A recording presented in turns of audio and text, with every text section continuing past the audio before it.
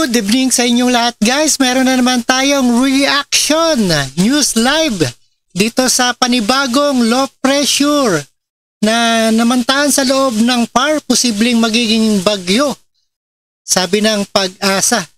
At tabayanan po natin, kalalabas lang ng bansa ang Typhoon Hana, pero may nagbabanta na naman ng panahon, sama ng panahon sa Philippine Area of Responsibility na tatawaging Ineng.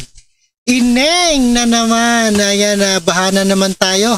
At panoorin po natin ang buong detalye dito sa Pag-asa.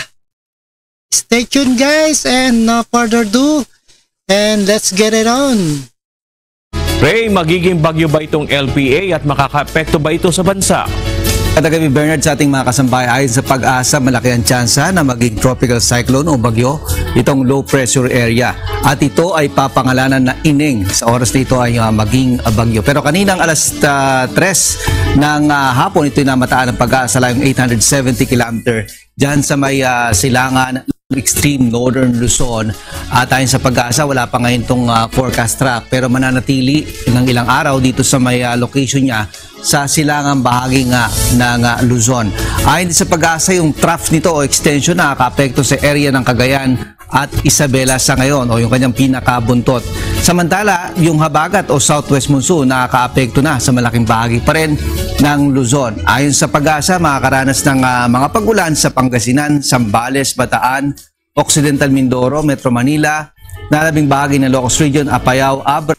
Alright, sakop na naman ng Metro Manila sa bagyong Ineng na darating. At tabayan natin ang forecast na to. Benguet, Tarlac, Pampanga, Bulacan, Rizal, Cavite at Batangas. Sa mga lugar na yan ay posible tayong makaranas na may mga oras na malalakas po ng mga pag-ulan at posible po yung magdulot ng mga pagba at landslide dahil sa ilang araw na rin po tayo na nakakaranas ng mga pag-ulan.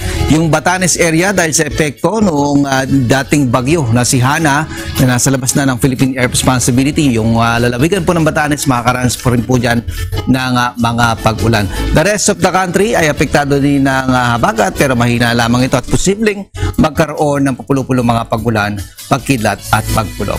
Bernard?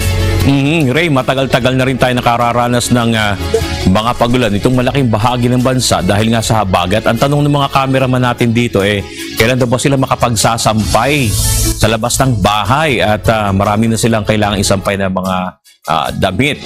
Kailan maasahan yung mga kumbaga maganda at maaraw na panahon, Ray? Well, Bernard, kung papag-uusapan natin dito sa malaking bahagi ng Luzon, lalo na sa kanlurang bahagi kasama ng Metro Manila, mukhang hindi pa ganun magiging maganda ang ating weather conditions sa mga susunod na araw, dahil kung magiging bagyo nga itong LPA na ito, maaari nitong palakasin muli itong pag-iral ng southwest monsoon o yung habagat natin, at posibleng dito nga sa Metro Manila, yung area pa rin ng mga western section ng Luzon, kasama na rin ng Mimaropa, ay makakaranas pa rin tayo dyan ng mga pag-ulan, Bernard. Ray, ito bang mga pag-ulan na ito lalo na sa Luzon region, nakatulong ba ito sa mga dam natin ngayon? Malaki bang naiangat sa level ng tubig, lalo na dito sa Angat Dam? Speaking of dyan sa may level ng Angat Dam, nagkaroon itong the past 2 days ay nagkaroon tayo ng dagdag na mga around 2 meters, Bernardo, more than 2 meters. Kaya ngayon ay more than 200 meters na yung level ng tubig ng Angat Dam. Titingnan natin sa mga susunod na araw kung kapag bumaba na yung tubig sa watershed.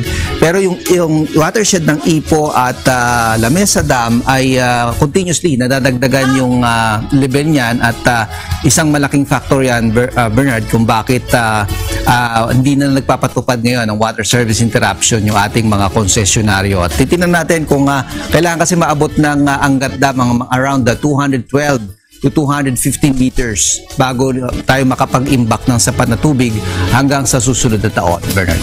Maraming salamat, Ray Pelayo.